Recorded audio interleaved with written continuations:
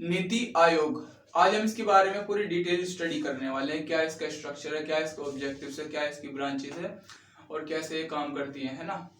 तो नीति आयोग, नीति की फुल फॉर्म होती है national institution for transforming India. मतलब इंडिया को ट्रांसफॉर्म करने के लिए इसका मेन मोटिव रहता है।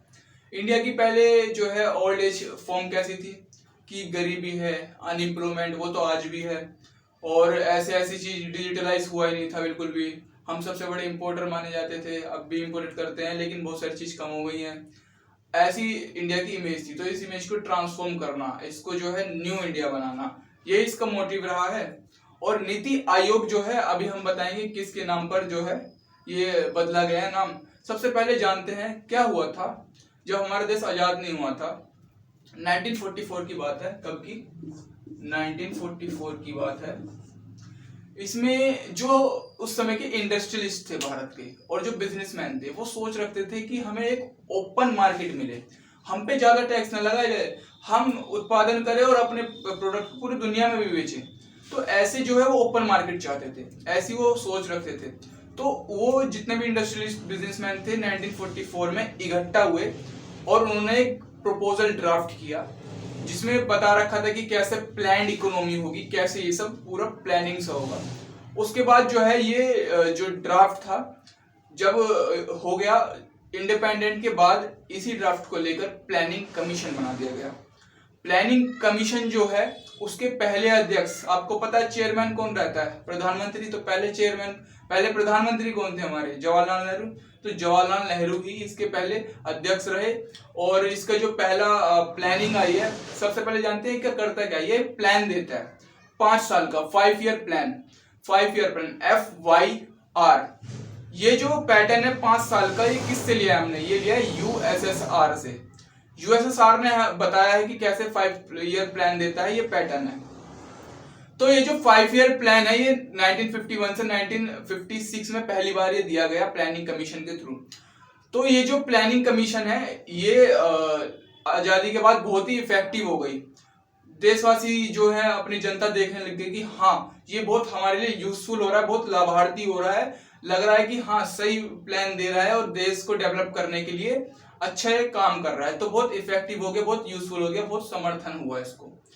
तो जब इस प्लानिंग कमीशन है ये बहुत इफेक्टिव हुआ, इसके बाद ये चलता रहा। लेकिन 2015 1 जनवरी, डेट याद रखना, 2015 1 जनवरी, जब मोदी जी की सरकार थी, उन्होंने कहा देखो भाई, मोदी लहर लहर लहराए, अब तो नाम इसका भी बदला जाएगा। ये भी प्लानिंग कमीशन जो है एक अंग्रेजी नाम है ना यार, प्लानिंग कमीशन मतलब प्लान करेंगे, वही पुराने समय का।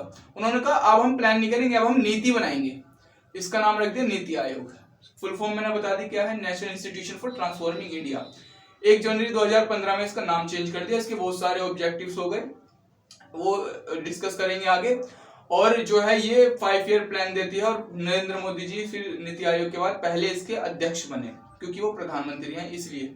दोस्तों अभी तक हमने पढ़ा था कि ये जो प्लानिंग कमीशन है ये कैसे वर्क करती है, क्या वर्क करती है। लेकिन अब हम पढ़ेंगे इसका स्ट्रक्चर कैसा है, मतलब इसके अंदर कैसे अधिकारी होते हैं, कैसे इसके अंदर पूरा फुलफिलमेंट है। देखते हैं। हम जानते हैं कि इसका चेयरमैन जो होता है प्रधानमंत्री होता है, अपने नरेंद्र मोदी जी हैं। और ये जो होता है पदेन होता है। पदेन का मतलब होता है कि जैसे ही प्रधानमंत्री के पद पे आएंगे ना, इन्हें कोई फॉर्मेलिटी निभाने की जरूरत नहीं है, तुरंत जो है इसके आयोग के जो है चेयरमैन बन जाएंगे।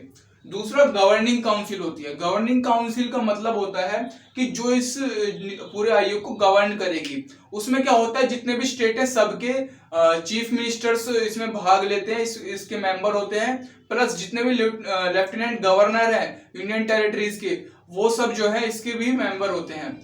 और आप सोच रहे होंगे कि ऐसे भी यूनियन टेरिटरी जैसे कि दिल्ली के अरविंद केजरीवाल है, वो तो जो है वहां के लेफ्टिनेंट गवर्नर भी इसमें भाग लेंगे। क्या वो सीएम भी भाग लेंगे? मतलब अरविंद केजरीवाल भी इसमें भाग लेंगे क्योंकि वो यूनियन टेरिटरी के हैं। क्योंकि यूनियन टेरिटरी के तो सिर्फ लेफ्टिनेंट गवर्नर भाग लेते हैं, नहीं, सीएम जितने भी हैं सब भाग लेंगे। जैसे कि पुडुचेरी हो गया, दिल्ली हो गया। आप जम्मू कश्मीर में इलेक्शन होंगे तो वहां से जो सीएम निकलेगा वो भी भाग लेंगे, ठीक है। अब तीसरी आती है रीजनल काउंसिल। रीजनल काउंसिल का मतलब ऐसा होता है कि समझ लीजिए किसी 2 या 3 इससे भी ज्यादा स्टेटों की, 3-4 स्टेटों की स्ट्रेटेजी मैच कर रही है, वो जो भी प्लानिंग बना रहे हैं वो इक्वल है, कॉमन है, तो क्या करते हैं कि 2-3 स्टेट मिलकर अपने स्टेट्स के लिए जो है कॉमन पॉलिसी बना लेते हैं या कॉमन प्लानिंग कर लेते हैं, इसी को कहते हैं रीजनल काउंसिल।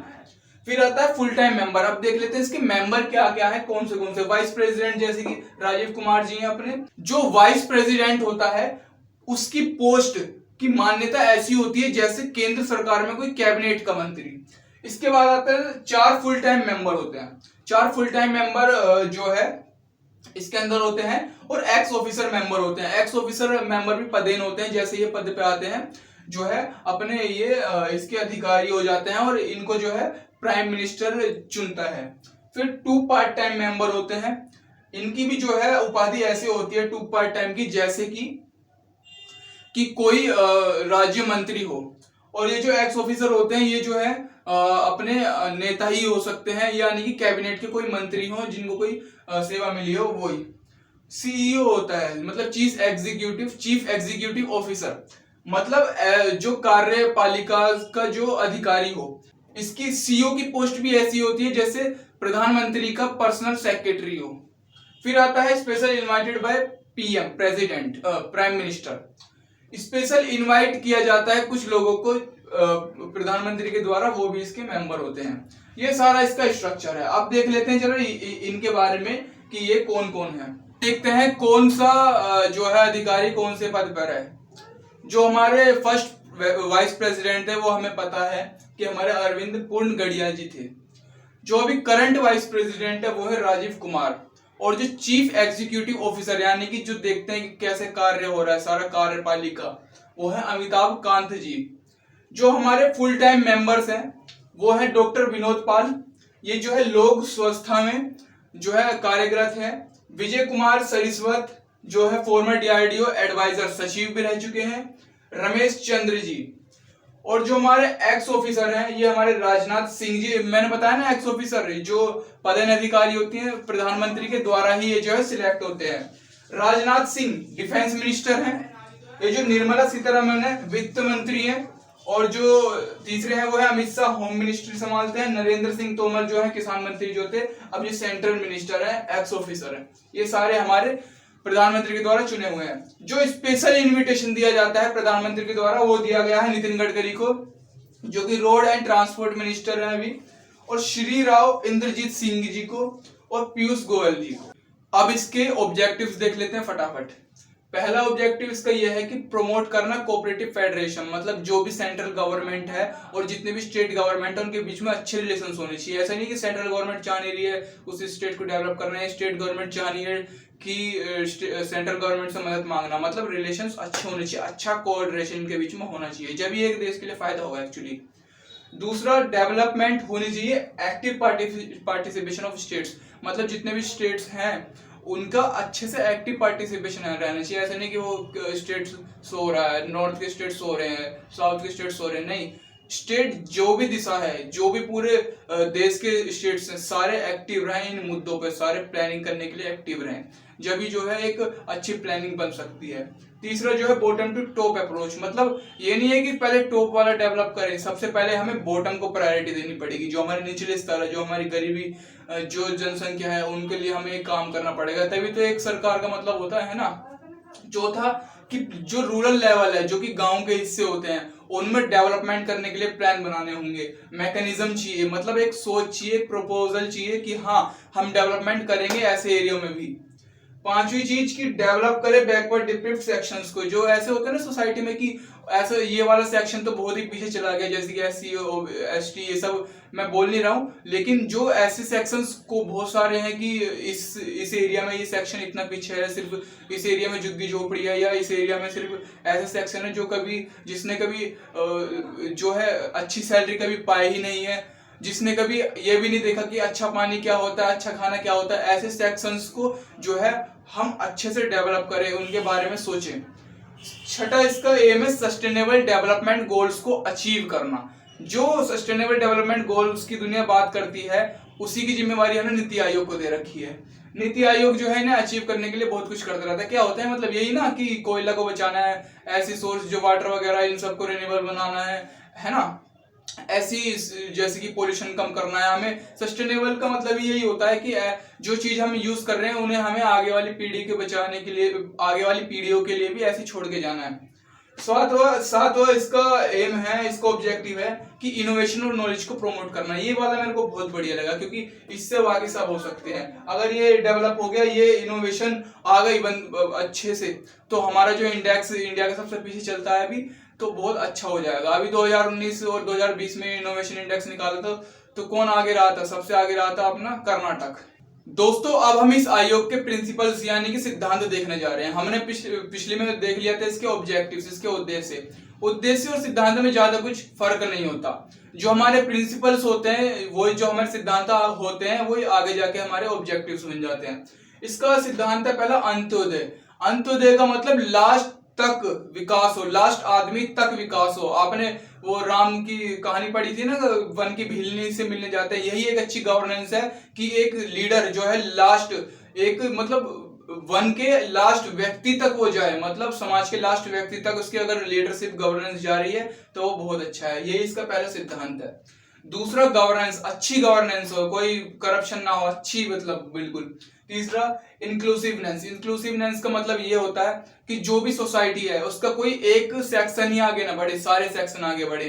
बहुत सारे राज्यों में ऐसे भी हुआ है, कोई ये समाज, ये यादव समाज आगे बढ़ा है, ये समाज आगे बढ़ा है, ऐसे नाम तो नहीं लेना चाहिए, लेकिन ये जो है ना इंक्लूसिवनेस, यही बताता है कि कोई एक समाज आगे नहीं बढ़ना चाहिए, सारी समाज एक साथ चलना चाहिए, सबका साथ सबका विकास।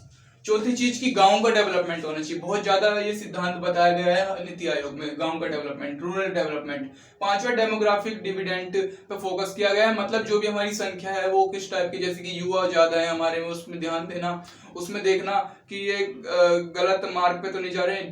डेमोग्राफिक डिविडेंड जैसे कि हमारे सबसे ज्यादा एज जिस चीज की है उस चीज को पकड़ना, उसके ऊपर फोकस करके पॉलिसी बनाना, युवाओं के ऊपर ऐसी पॉलिसी बनाना, मतलब डेमोग्राफिक डिविडेंड समझ लीजिए।